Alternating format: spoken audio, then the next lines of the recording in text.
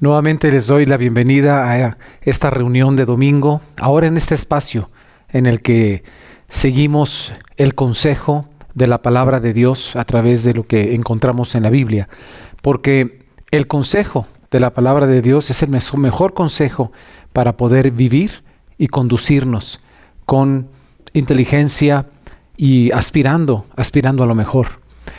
Y en este tiempo que estamos viviendo de confinamiento, una pandemia muy fuerte en todo el mundo, qué oportuno es poder encontrar los principios que puedan dirigir nuestra vida hacia un buen rumbo, hacia un buen puerto. A propósito de la pandemia, en estos meses que han estado ya pasando, hay muchas cosas que han sucedido en las cuales podemos identificarnos, y yo quisiera comentar uno de muchos casos en los que desafortunadamente ha habido momentos difíciles que personas han padecido. Este es el caso de una persona llamada Roman Trofimov. Roman Trofimov, en el mes de marzo del año 2020, se encontraba viajando de Estonia y le tocó hacer una escala en Manila, Filipinas. Y estando ya en el aeropuerto, por restricciones y complicaciones que él no había previsto, que posiblemente surgieron casi en el momento en que él estaba ahí, él tuvo que quedarse. Restricciones derivado del COVID-19.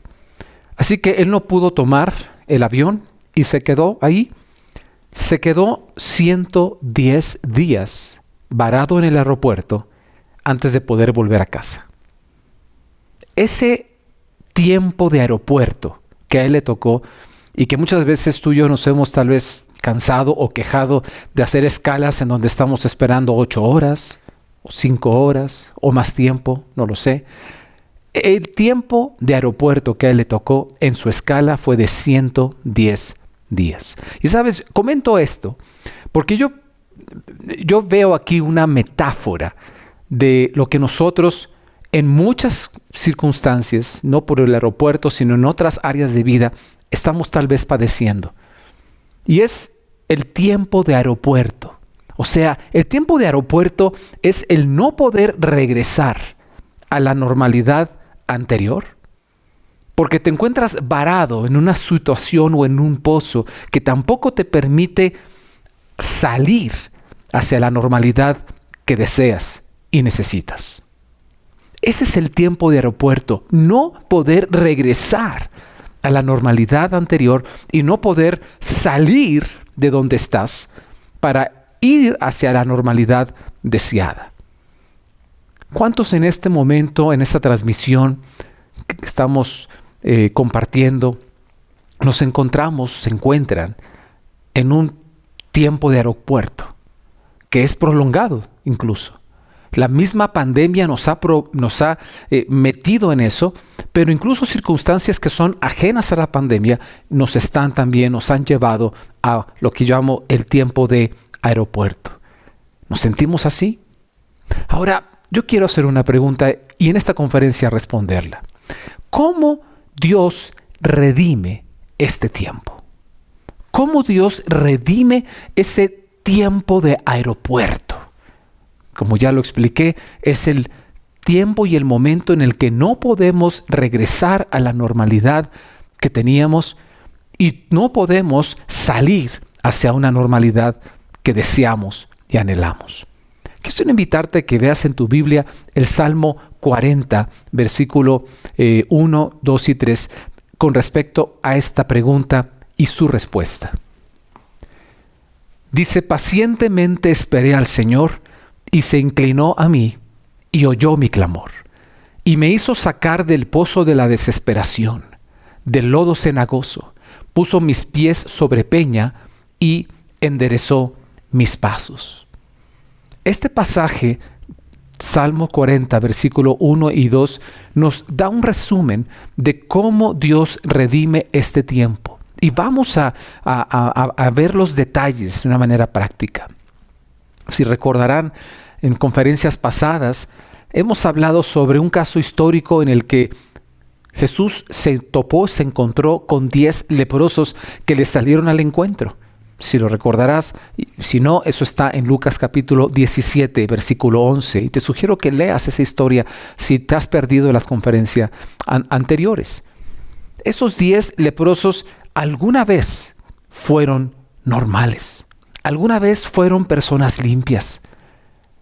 Estaban, como Román Trofimov, teniendo un largo tiempo de aeropuerto, en una situación de la que ellos habían venido como personas sanas, limpias, pero se enfermaron de lepra y estaban ahí sin poder regresar a la normalidad que tenían y sin poder salir hacia la normalidad deseada. Y ellos le piden ayuda a Jesús. Viendo el Salmo 40, versículo 2, me parece que aplica muy bien esta expresión que estábamos leyendo hace un momento, cuando dice, me hizo sacar del pozo de la desesperación. Estos leprosos sin duda se encontraban en un pozo de desesperación y no podían salir del pozo. Clamaron, buscaron a Jesús y Jesús les oyó, como dice el Salmo 40. Ahora, ¿qué Jesús les dio? Él los mandó sacar del pozo de la desesperación. Pero lo interesante que vimos es que no es porque en ese momento los sanó, no les dio la provisión que ellos estaban buscando en ese momento, sino que les dio un camino. Y mientras los leprosos iban por el camino, sus vidas fueron cambiadas. Recibieron la provisión de Dios. Hay una persona que vemos en la Biblia que se encontró también en un pozo de desesperación. Es el caso de José el soñador. José, el hijo de Jacob, después llamado Israel. José el soñador, si recuerdas la historia en términos generales, él fue secuestrado por sus mismos hermanos, quienes lo vendieron como un esclavo a unas personas que pasaban hacia Egipto. Y así es como José llegó a Egipto. Y él comenzó a servir como esclavo en una casa. Y Dios estaba con él. Esto le llevó a prosperar en todo lo que hacía. Sin embargo, cierto día fue acusado de un delito que él no cometió. Fue acusado injustamente y fue juzgado a través de falso testimonio respecto a lo que José no había hecho. Así que él fue llevado a la cárcel. José perdió su trabajo, perdió su libertad, pero también perdió su futuro. Y tal vez estos leprosos, tal vez tú, tal vez alguien que nos está escuchando, alguien que conozcas, se encuentra en un pozo de desesperación, de no poder salir y regresar, y no poder avanzar. Tal vez hemos perdido el trabajo, tal vez hemos perdido la libertad, y yo creo que todos en cierta medida hemos perdido libertad. Como nunca, se están debatiendo esa línea delgada entre la prudencia, la previsión social y el abuso de las libertades o sobre las libertades personales, individuales, a través del confinamiento, a través del control, el querer marcar a la población para saber su actividad, dónde se encuentra, está sano, está enfermo, qué hace. Imagínate todo eso. Perder la libertad. Bueno, yo creo que no hay nada peor que estar no en confinamiento por un tema de salud, sino en la cárcel. Y en la cárcel por un delito que no se cometió injustamente. No solamente se perdió su trabajo, José, perdió su libertad, sino también perdió algo que tú y yo no hemos perdido todavía, que es su futuro. Porque ¿qué futuro tiene una persona que está ahí presa indefinidamente? Pero José, ahí en ese pozo de desesperación, en la cárcel, él tomó una decisión. Y la decisión fue maximizar su tiempo en el pozo. Maximizarlo, sacarle el mayor provecho para bien, sacarle el mayor jugo. Es como si esta persona lleva 110 días en el aeropuerto, pues no estar solamente quejándose, amargándose, pateando las cosas, hiriendo gente, sino hacer algo de provecho, de bien con su tiempo. maximizarlo. Eso fue lo que hizo José. Yo quiero que veas este pasaje en Génesis capítulo 40, versículo 2.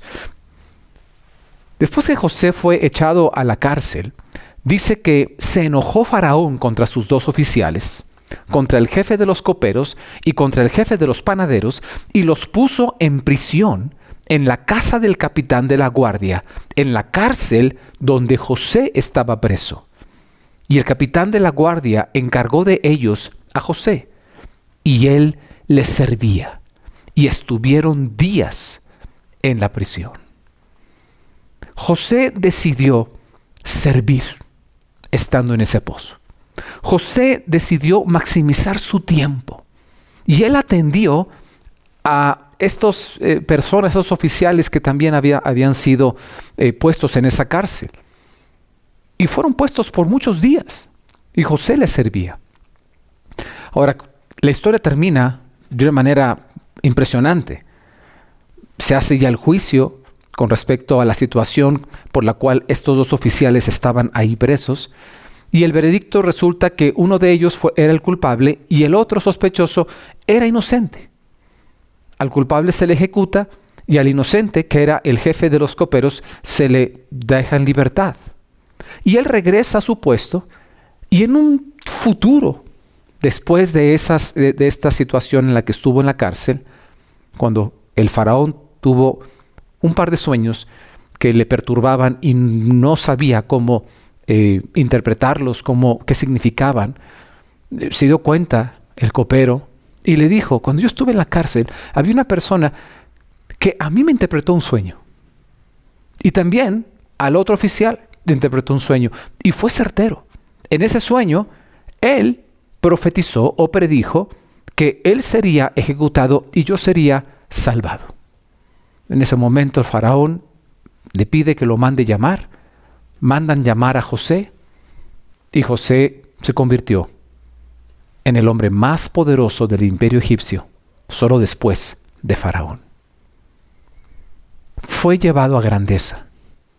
Pero esa grandeza no fue algo que él robara, que él se fuera por la ruta fácil, sencilla.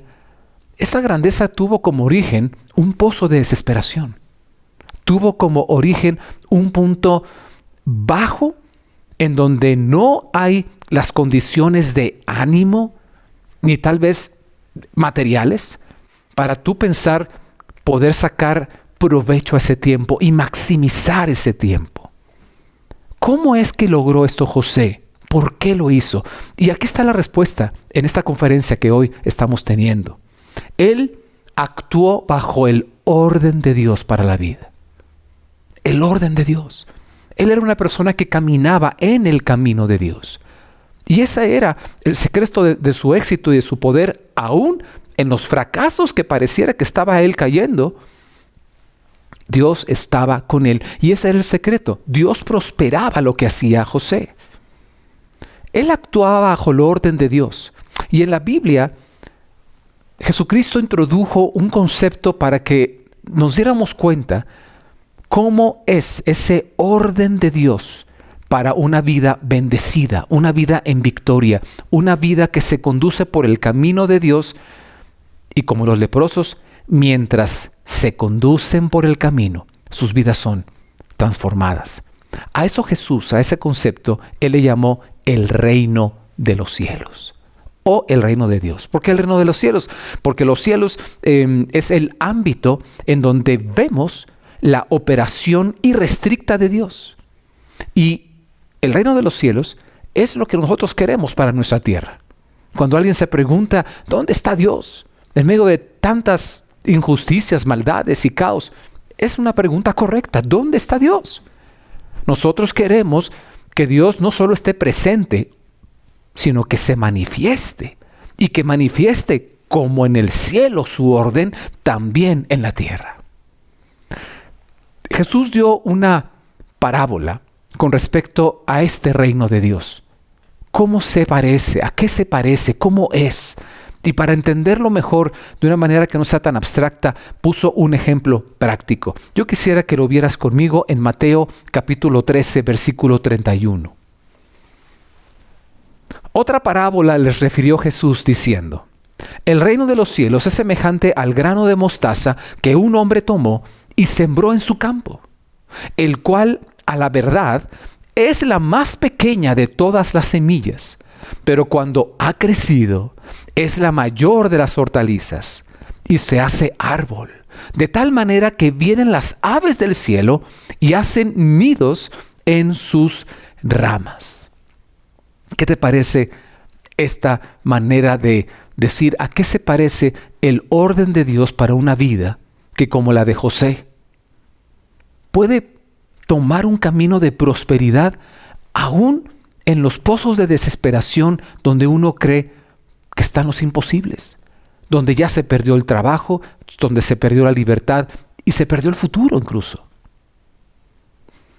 Este punto que hemos leído de la semilla de mostaza, la más pequeña de las semillas, viene a ser, cuando se cultiva, se siembra, se cultiva, viene a ser y convertirse en la más grande de las hortalizas, en un árbol grande. Y de algo muy pequeño, viene, después de que crece, a servir múltiples beneficios a otras cosas. En este caso dice árboles, pájaros que hacen ahí sus nidos y es todo un pequeño ecosistema a raíz de una simple semilla. El punto central de esta parábola es el siguiente: de semillas muy pequeñas surgen árboles gigantes. Y así es el reino de los cielos. Así es el orden de Dios para una vida bendecida. No bendecida porque nunca tiene problemas. Mira el caso de José. Bendecida porque aún en los problemas tiene una fortaleza interior que le permite maximizar el tiempo que le toca vivir. Y mientras lo hace, mientras anda por el camino correcto, el camino de Dios, llega a su destino. Su destino era ser el hombre más poderoso de un imperio solo después del faraón. Dios nos da provisión cuando nosotros caminamos con fidelidad y no nos da la provisión antes. Tal vez lo puede hacer. Él da pan y da semilla, o sea, da satisfactores que suplen las necesidades de la hora, pero también da semillas. Y aquí está el tema de la semilla de mostaza, de cómo Dios también da semillas, que es aquellas siembras que uno hace para prosperar, para encaminarse a la grandeza. El más grande de los árboles o de las hortalizas, un árbol grande, es en lo que se convierte una pequeña semilla de mostaza. José era una semilla de mostaza. Cuando estaba ahí, en ese pozo de desesperación, en la cárcel, sin futuro, sin esperanza. ¿Y en qué se convirtió? Los 12 discípulos de Jesús, que después se volvieron 120. De ellos, de estas semillas de mostaza, personas analfabetas, viene a darse a conocer al mundo entero el mensaje más grande para la humanidad, que es el mensaje de la reconciliación con Dios, Dios Padre, a través de Jesucristo. ¿Qué podemos decir de Jesús?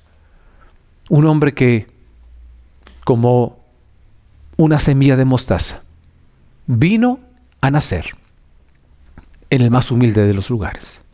Ni siquiera había lugar en un mesón en Belén para él, y nace donde los animales comen y beben. ¿Sabes? Estas personas, ellos eran a su vez semillas de mostaza y se convirtieron en algo grandioso. ¿Cómo Dios redime? Esa es la pregunta. El tiempo de aeropuerto. Nuestro tiempo de estar ahí varados en un lugar que no es nuestro destino. Y permíteme hacer este paréntesis. Estamos viviendo una pandemia y se está prolongando mucho. Y tal vez hay crisis personales que antes de la pandemia algunos de ustedes ya teníamos en nuestra vida. Y se prolongan, tal vez se prolongan como José tenía esa visión de ya no un futuro bueno. cuando hay enfermedades incurables, ese es el panorama que tenemos. Y los pozos donde está nuestra vida se convierten en pozos de verdadera desesperación. ¿Cómo Dios redime nuestro tiempo allí? La parábola de la semilla de mostaza nos da 3 acciones con las que yo quisiera llevarnos 3 acciones prácticas en esta conferencia para nosotros ser parte de este modelo de desarrollo a grandeza. El desarrollo de grandeza, este desarrollo que es posible bajo el orden de Dios, es lo que yo en esta conferencia le he llamado el desarrollo mostaza, o el desarrollo como el de una semilla de mostaza. La primera acción de el poder para el mayor desarrollo en una vida es morir. Morir. Morir, ¿qué significa? Significa sembrar. Y sembrar es invertir. Morir es como cuando uno tiene que renunciar a algo, deshacerse de algo, terminar con algo. En el caso de una siembra, el caso de la semilla, no existe siembra sin la disposición de la persona que tiene la semilla de deshacerse de ella, de correr el riesgo de que donde se pone en la tierra esa semilla venga un ave y se la lleve, o estando allí no logre tener las condiciones para poder desarrollarse, deshacerse de ella. Y así la siembra conlleva esa renunciación a lo que se tiene palpablemente y lo que vemos en ese momento. Por eso sembrar es invertir.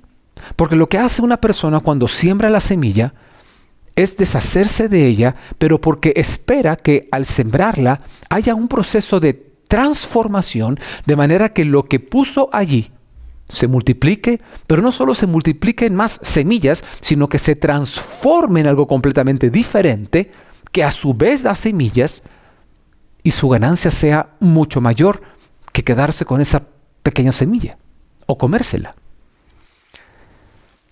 Cuando nosotros invertimos, estamos depositando nuestra confianza en otro. Y esto es el primer paso, la primera acción del poder para el mayor desarrollo de una vida según el orden de Dios. Morir. Pero morir en el sentido de sembrar como una inversión. ¿Sí sabías que cuando nosotros hacemos inversiones de cualquier tipo, nos estamos deshaciendo de algo que tenemos seguro, tal vez ahí bajo el colchón, y lo empezamos a poner en instrumentos o en acciones o en comprar o en invertir en una empresa o en un proyecto? ¿Sabes que eso es un acto de fe? Porque la fe no es desear algo a tontas y locas. La Biblia nos enseña que fe es tener certeza de qué se espera, tener convicción de lo que no se ve, tener confianza en el objeto en el que tú depositas tu inversión. Es un acto de fe. Mira lo que dice Juan capítulo 12, versículo 24 al 25. De cierto os digo, aquí está hablando Jesús, que si el grano de trigo no cae en la tierra y muere, queda solo. Pero si muere, lleva mucho fruto. El que ama, se apega a su vida, la perderá. Y el que aborrece su vida en este mundo, para vida eterna, la guardará. Estas palabras de Jesús son tremendamente ricas y son contundentes. Y está diciendo, si queremos mayores ganancias, retornos, fruto, necesitamos invertir. Invertir es sembrar. Y sembrar es estar dispuestos a que esa semilla muera de nuestra posesión, muera de nuestra vista, muera de nuestro control. Esto nos lleva a algo más que significa morir. Y morir significa que hay que sembrar, y para sembrar necesitamos quitar, limpiar, hacerle un lugar y un espacio. Una semilla no puede ocupar el mismo lugar que otra cosa. No puede ocupar el mismo lugar donde hay espinos y abrojos, porque van a ahogar esa semilla, o donde hay piedras, porque las piedras va a hacer que no pueda tampoco echar raíces. Para sembrar hay que quitar. Y yo le llamo a esto, en este aspecto de morir, es morir para hacerle lugar a la grandeza. Hacerle lugar a la grandeza. Mira las palabras que usó un profeta llamado Juan el Bautista, en Juan 3:30. Es necesario que Él crezca, pero que yo mengüe. Aquí Él está hablando acerca de Jesucristo. Juan dice, es necesario que yo decrezca. La palabra menguar es decrecer, es hacerme a un lado, es disminuirme, desaparecer. ¿Para qué? Para hacerle lugar y que Él crezca. Si alguna vez te has preguntado en qué consiste el ejercicio de uno buscar a Dios en una reunión como esta, o buscarlo en oración, dedicar tiempo a leer su palabra y uno menguar, decrecer en su tiempo para hacer otras cosas que son placenteras, o cualquier cosa que pudiera a veces incluso ser un obstáculo para poder tener un encuentro con Dios. ¿Qué es lo que está haciendo uno? Uno está decreciendo. Uno está haciendo espacio a la grandeza. ¿Quién es la grandeza? Dios. Que a través de Cristo, aquí Juan decía, Cristo es necesario que crezca en nosotros. En las siguientes conferencias vamos a estar hablando acerca de la necesidad que aquí Juan está diciendo. Es necesario que Cristo crezca. Necesario. Y para eso yo tengo que quitar mi presidencia para que la suya opere en mi vida. Quitar mis capacidades para que las mayores capacidades sean las que operen, que son las de Él. Mira, hay un principio. Y este principio, grábatelo, de por qué es necesario que uno decrezca para que Dios crezca. Dios no puede hacer con nosotros lo que tratamos de hacer solo por nosotros mismos. Te lo repito, léelo aquí. Dios no puede hacer con nosotros lo que nosotros tratamos de hacer solo por nosotros mismos. Y morir, en ese sentido, entonces, ¿qué es? Morir es sembrarnos en Dios. Mira lo que dice el Salmo 40, otra vez que estábamos viendo hace un momento.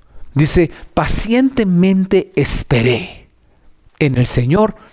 Dice, y la consecuencia de eso, Él me hizo sacar. A José le hicieron sacar de la cárcel. Le mandaron salir de ahí. Él no estaba planeando cómo escapar.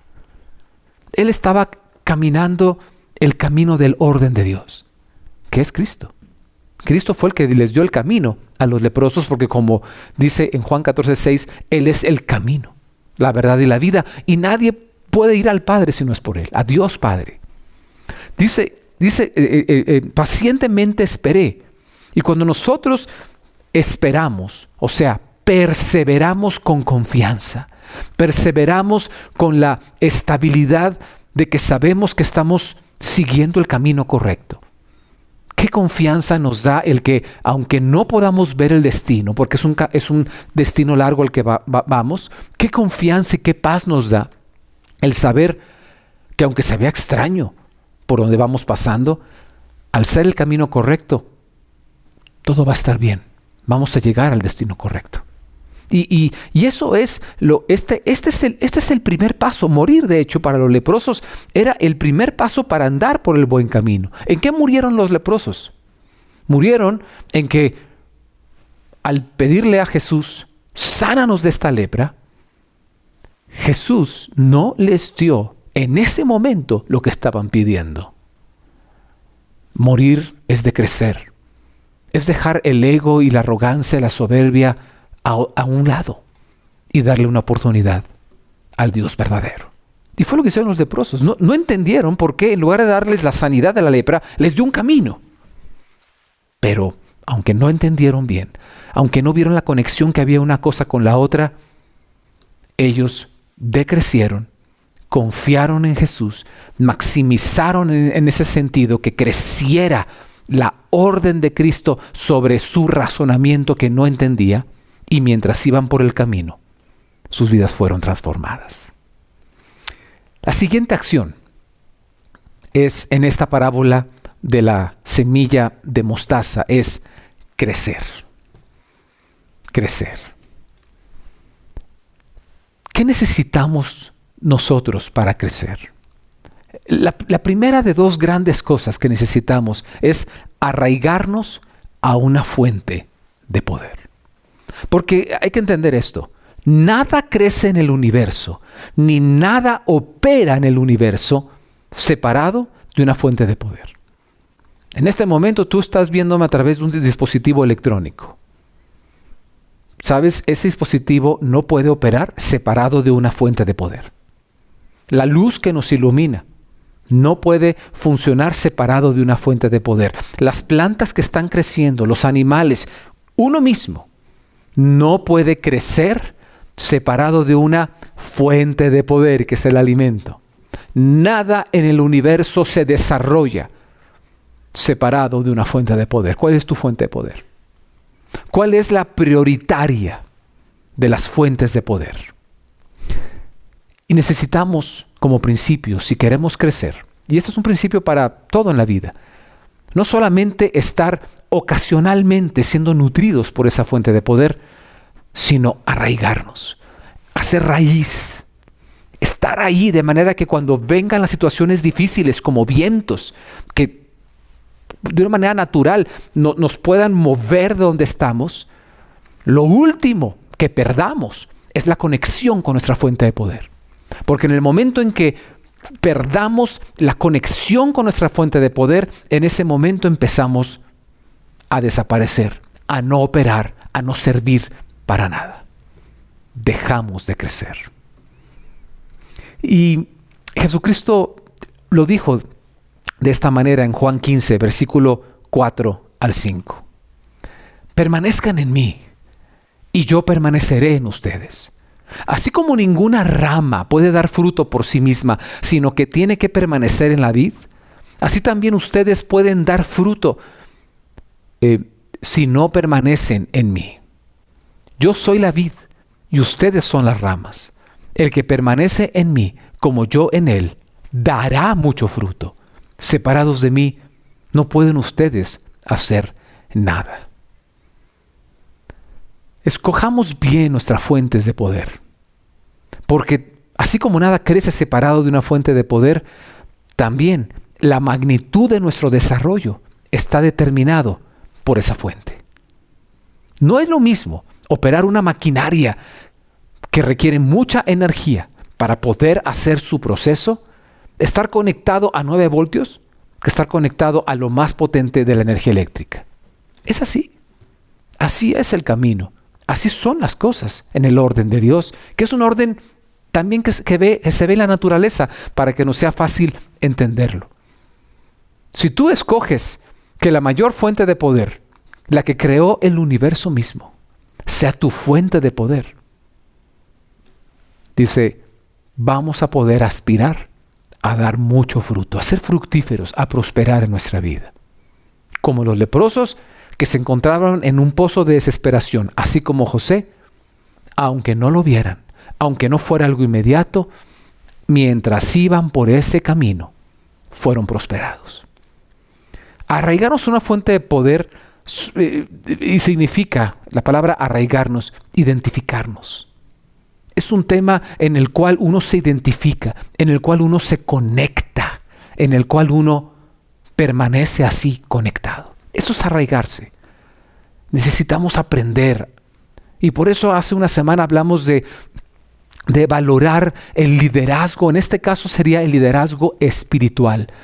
Para que nosotros incluso contagiemos como líderes a las personas que nos rodean, a nuestra familia, a los que nos están siguiendo, a los que están bajo nuestra cobertura.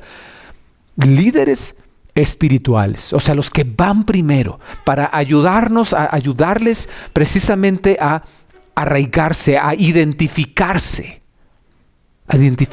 con Dios, para hacer también una conexión permanente, no una conexión ocasional, sino permanente. También necesitamos, para crecer, no solamente ese arraigo, sino una disciplina de desarrollo que practicar. Y básicamente yo quisiera aquí darte 3 tips de esta disciplina de desarrollo. Desafiar, trabajar y recordar. Para crecer y desarrollarnos necesitamos una actitud o una mentalidad que no se conforme a donde está. Y la palabra conformar no es resignarse. Conformar tiene que ver con varias connotaciones y una, ¿sabes cuál es? Tomar la forma de donde uno está. Si José no hubiese desafiado en la actitud el lugar donde estaba, él se hubiera conformado, o sea, tomado la forma de una persona sin futuro. Y si alguien no tiene futuro, pues ¿para qué me esfuerzo?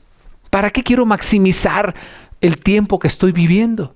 Empezamos a tomar la forma del entorno. Y si estamos en una cárcel, empiezo yo a comportarme como un esclavo sin futuro, sin esperanza. Sí lo vemos. Nosotros, si queremos crecer, necesitamos tener una disciplina. Y el primer elemento de esa disciplina es desafiar. Desafiar al status quo. No significa andar ahí de bravucones. Desafiar es un tema de mentalidad y actitud. Una mentalidad de ganadores. Una mentalidad de gente que se esfuerza. Porque sin que el fin, el destino, se encuentre primeramente en nuestra mente, difícilmente vamos a contagiar nuestro cuerpo y nuestras acciones para seguir. Ahora, también el segundo elemento es obvio, trabajar. Trabajar es hacer la labor.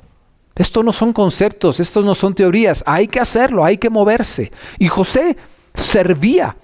¿Cuál era su ámbito? Él no podía, aunque tuviera capacidades, no podía ser el director general de una empresa. Ahora, al final se convirtió en el director general de un imperio.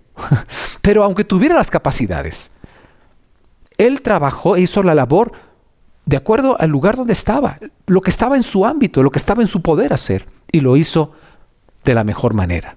Y tercero, aquí hablo yo de recordar. ¿Qué significa recordar? Significa básicamente 2 cosas: repetir, repetir, repetir, repetir y aprender.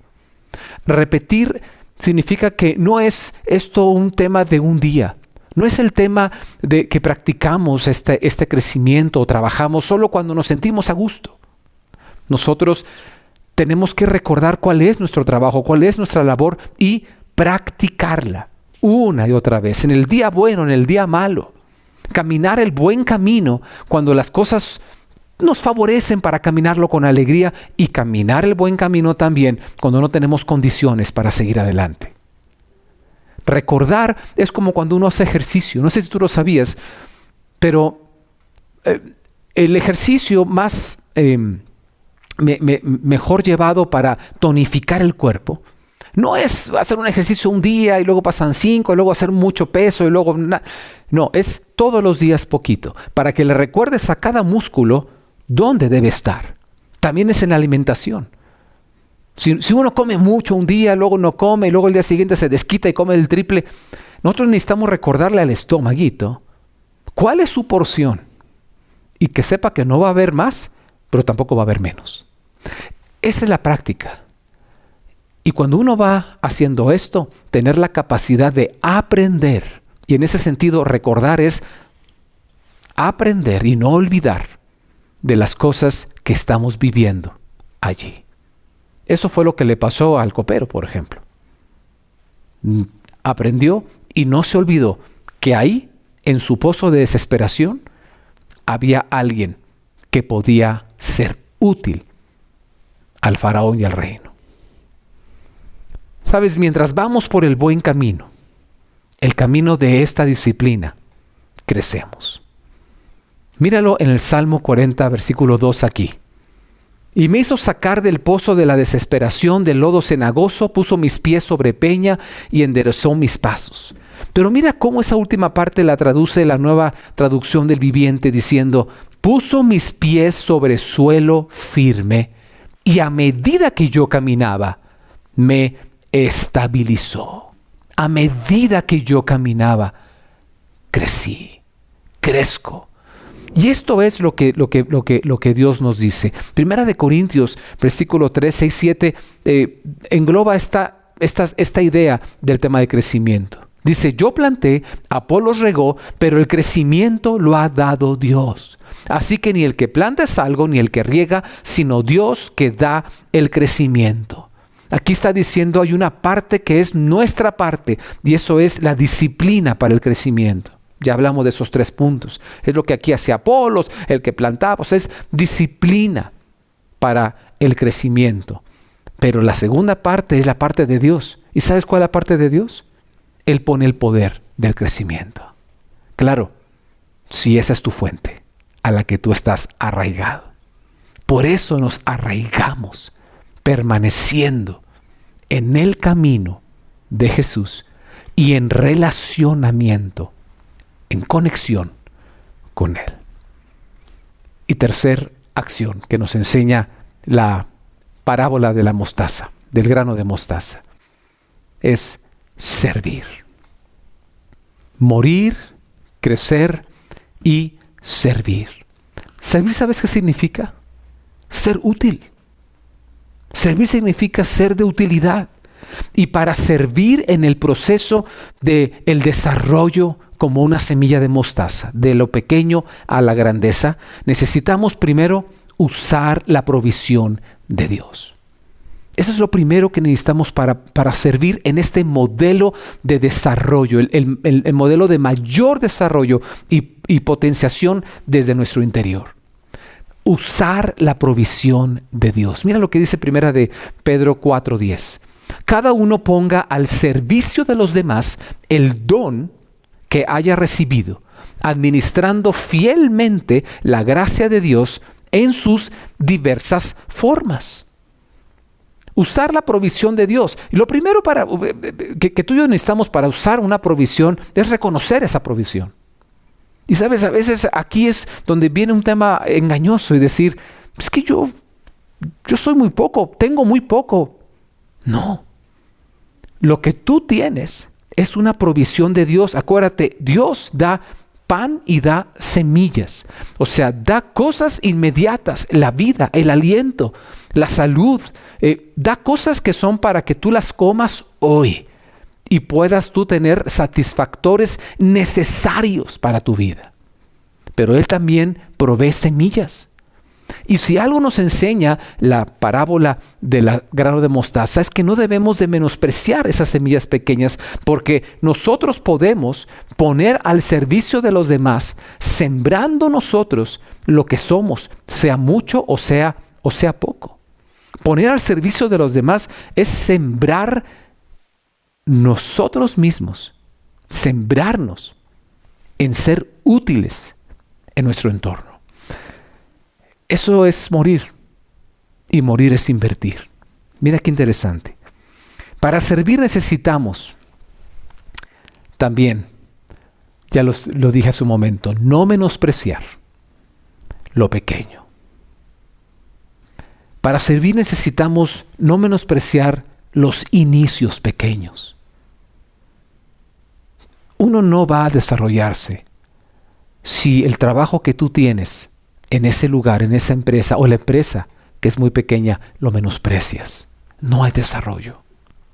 Yo sé que muchas cosas que estamos aquí diciendo, algunos dicen, oye, eso es sentido común. Aún así, el sentido común no siempre todos lo aplican. Pero mira cómo todo esto está en la Biblia. Qué interesante manual de operaciones para nuestra vida. Y cuando uno es diligente en lo que le toca trabajar, lo que le toca hacer, es porque uno tiene un compromiso por servir. ¿Por qué? Porque servir es uno de las 3 acciones para mi desarrollo a grandeza. Mira qué interesante. Yo no sirvo porque pues soy el más bajo de los criados de esta empresa. Yo sirvo porque es una de las 3 acciones del modelo de mi desarrollo. Y para servir necesito usar lo que Dios me ha dado. Usar el lugar donde Dios me ha puesto, aunque sea la cárcel, aunque sea en la lepra, aunque sea en el aeropuerto. Y no menospreciar los inicios pequeños, no menospreciar la apariencia pequeña. En este mundo tan lleno de discriminación y de racismo, estamos tan habituados a esto. No menospreciemos la apariencia pequeña, porque es chiquito, porque tiene un coeficiente intelectual pequeño, porque es de una manera. No menospreciemos cuando se estima de manera pequeña a la gente o las cosas, las empresas o las familias. Aprendamos a servir a nuestra familia. No menosprecies los hijos que tienes. No menosprecies la pareja que tienes. No menosprecies los padres que tienes. Es la provisión de Dios para ti. Cada una de estas cosas es la provisión de Dios para ti. Y alguien diría, ¿qué provisión? Él da provisión en forma de pan y se ve sabroso. Eso es pan, yo soy muy panero. ¡Wow! Pero también da en formas de semillas que hasta algunas si te las comes saben mal, pero es que no son para comer. O la apariencia es fea, o como en el caso de la mostaza son muy pequeñas. No menosprecies. Si nosotros servimos en lo poco, porque no menospreciamos donde estamos, tendremos recompensa. Y mira lo que dijo aquí Jesús en Mateo 25, 31, 36. Cuando el Hijo del Hombre venga en su gloria y todos los santos ángeles con él, entonces se sentará en su trono de gloria y serán reunidas delante de él todas las naciones y apartará los unos de los otros como aparta el pastor las ovejas de los cabritos, y pondrá las ovejas a su derecha y los cabritos a su izquierda.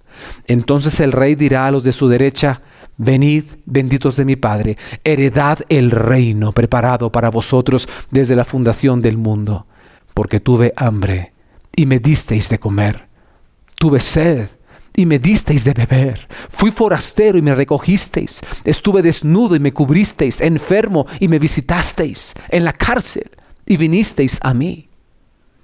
Entonces los justos le responderán diciendo: Señor, ¿cuándo te vimos hambriento y te sustentamos?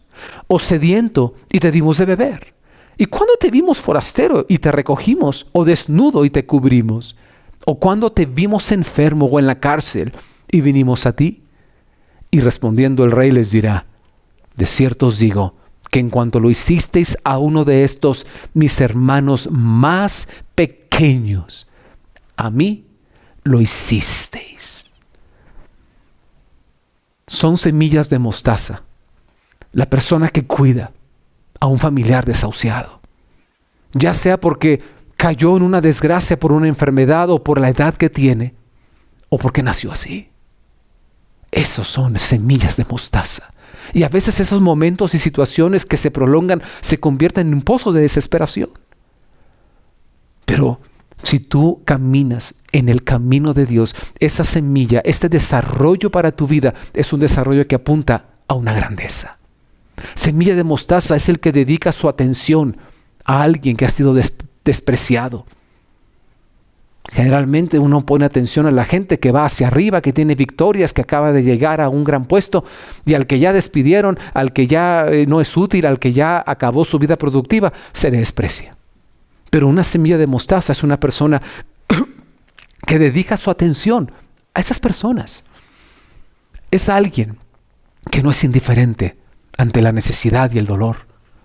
Una semilla de mostaza es aquel que hace misericordia a otros. Y la recompensa, Jesús dice, es la de una persona que se lo hizo a él mismo. Y les dirá: vengan, benditos de mi Padre. Vengan a lo que yo tengo preparado para ustedes. Finalmente, para servir con el poder para desarrollarnos, necesitamos ser fieles a un propósito digno. Repito, estos puntos son muy sencillos, pero sabes, son importantes porque no es el servir porque no tengo opción. No es el servir y trabajar en cualquier cosa. Es que lo que yo hago en mi tiempo profesional y en mi tiempo personal le es fiel a un propósito digno.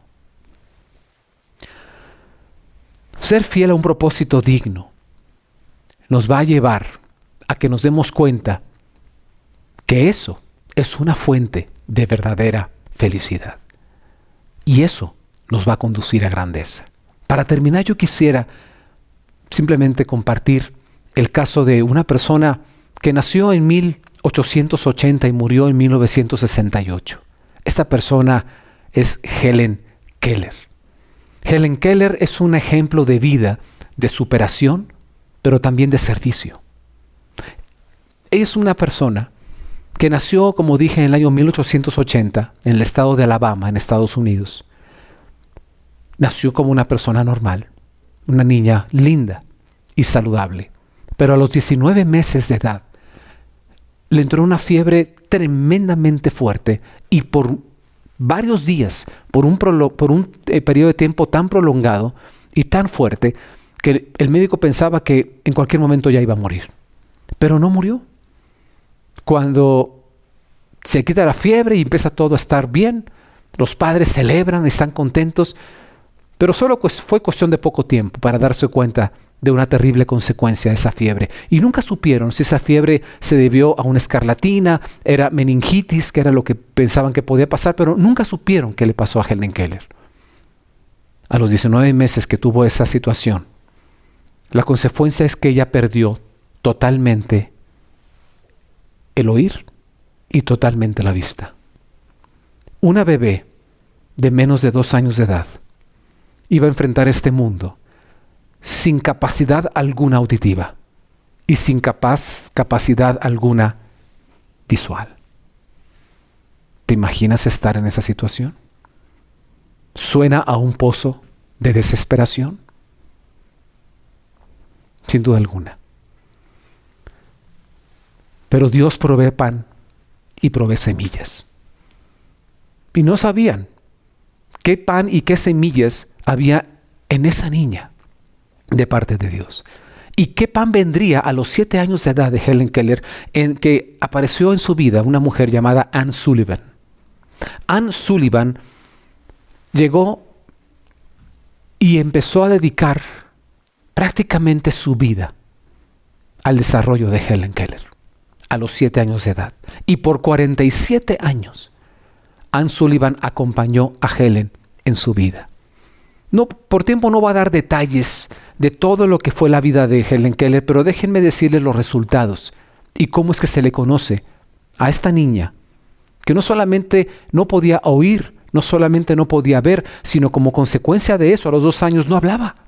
Era muda, no porque no tuviera capacidad motriz para hablar, pero ¿cómo tú aprenderías a hablar si no puedes oír? Pues a través tal vez de la vista, todo. Bueno, ¿y cómo podrías aprender a hablar si no ves, además de no oír? Helen Keller llegó a graduarse y tener una licenciatura. La primera mujer en la historia de Estados Unidos, y no solo mujer, persona ciega completamente y sorda completamente en tener una licenciatura en la Universidad de Radcliffe College. ¿Y sabes? Lo logró con honores. Ella aprendió a leer, aprendió sin ver, o sea, era con braille, aprendió a hablar, aprendió a aprender, a desarrollarse. Es impresionante. Ella tiene un libro de su autobiografía. Si esa historia te interesa, puedes adquirirlo. Y no solamente ella fue graduada de Radcliffe College, sino que también después fue educada y recibió estudios de posgrado en Harvard. Helen Keller. En su vida, ella fue una gran escritora, oradora. Ella fue activista política, ensayista. Ella fue sindicalista. Ella fue activista por la paz y fue lingüista. Una persona que no oye y no ve, lingüista.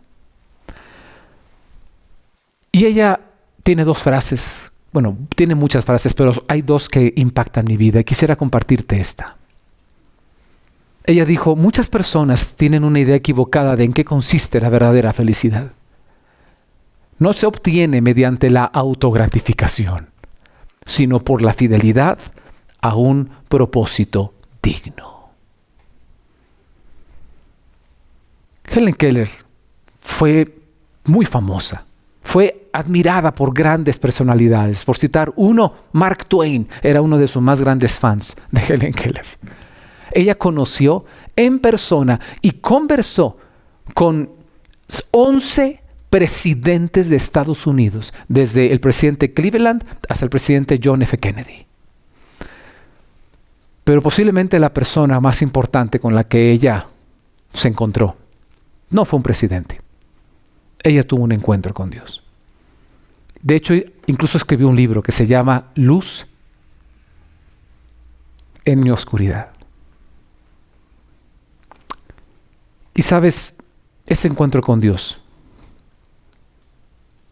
fue la fuente del poder que hizo que una persona no solamente pensara en quitarse la vida, porque ¿cómo vas a vivir la vida sin ver y sin escuchar?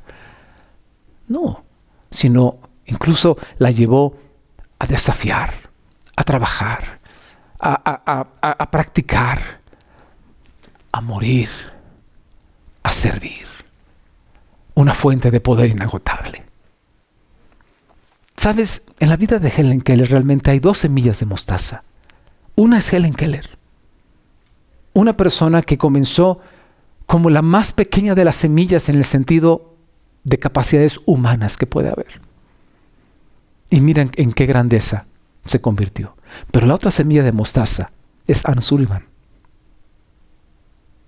Anne Sullivan. Si alguien dijera, ¿qué hiciste en tu vida? ¿Qué estudiaste? ¿En qué ejerciste? ¿Cuántos millones ganaste? ¿Qué contratos hiciste? ¿Qué reformas? ¿Qué fama? Ella se dedicó a ayudar, a educar y a formar a una niña.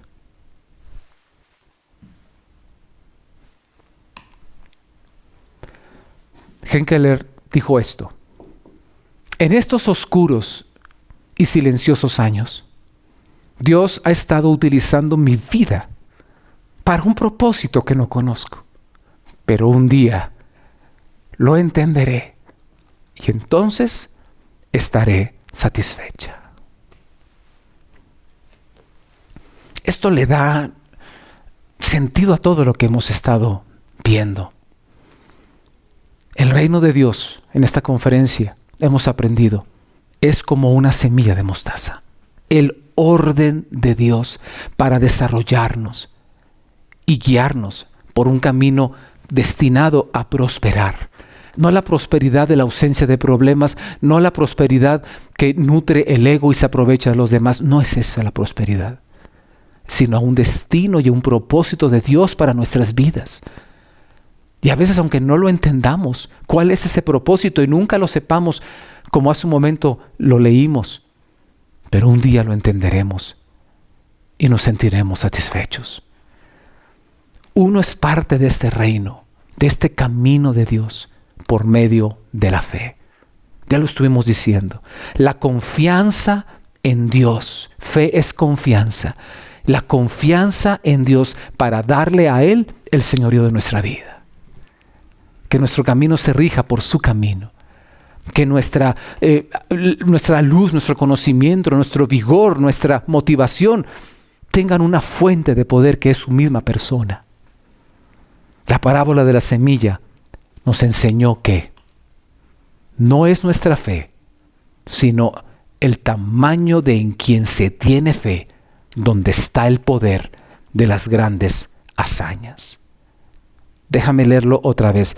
No es el tamaño de nuestra fe, sino el tamaño de en quien se tiene fe, donde está el poder de las grandes hazañas. Dicho de otra manera, no es el poder de nuestra confianza, sino el tamaño de en quien se tiene confianza, donde está el poder de grandes, grandes maravillas. ¿Hasta qué límite llega ese poder? Cuando es Dios en quien ponemos nuestra confianza, cerremos con esta última palabra de Jesucristo, que nos responde hasta dónde es el límite de este poder. Porque de cierto os digo, que si tuviereis fe como un grano de mostaza, diréis a este monte, pásate de aquí a allá, y se pasará, y nada os será imposible. Si tuviéramos fe como un grano de mostaza. Yo quisiera invitarte, si tú sí lo deseas, a hacer una breve oración y decirle así: Señor, gracias por las verdades que se revelan a mi vida en tu palabra. Yo quiero aprender a sembrar mi vida en ti, morir para vivir, morir para hacerte lugar, de crecer para que tú crezcas, invertir en ti, en tus caminos, en tu persona, crecer, porque tú eres en quien yo quiero permanecer arraigado en todos los sentidos, la más grande fuente de poder. Ayúdame a tener la disciplina de poder, Señor, trabajar para mi desarrollo también, pero caminando en tus caminos y poder servir, poder ser útil, de acuerdo no a mis ocurrencias, sino al propósito y el diseño que diste a mi vida. Perdóname si he pensado que algo en mi vida, en mi familia, en mi circunstancia, no estuvo bien. Fue un error. Perdóname si yo he menospreciado tu provisión, mi familia, mi rostro, mi salud, mi posición donde nací socioeconómicamente hablando, en el país donde estoy, en todo ha sido tu provisión para mi vida. Ayúdame y enséñame a ser fiel a ti y a mí mismo. Para esto te digo, Señor, ven y sé el que dirija completamente mi vida. Yo rindo a ti todas las áreas, Señor, de mi ser. En el nombre de Jesús. Amén.